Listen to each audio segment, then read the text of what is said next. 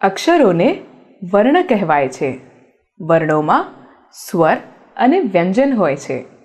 તો ચાલો પહેલા આપણે સ્વર શીખીએ. સ્વર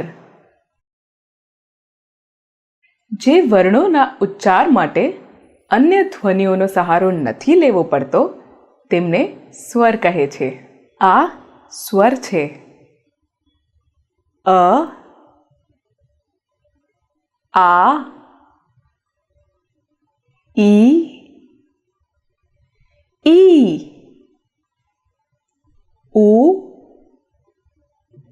ઉ, એ, ऐ, ओ, औ, અહ, રૂ.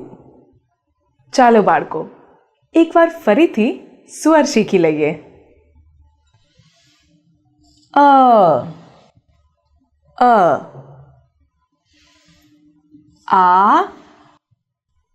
આ, ઈ, એ,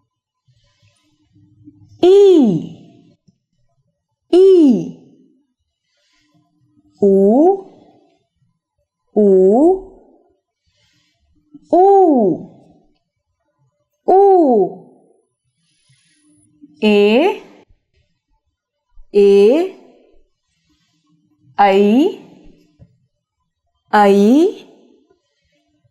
ओ, औ,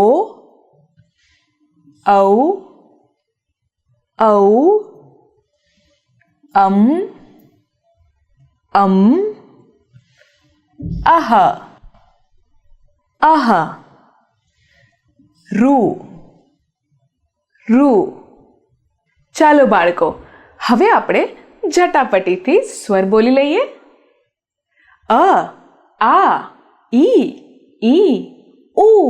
ઉ, એ, ऐ, ओ, औ, अह, રૂ.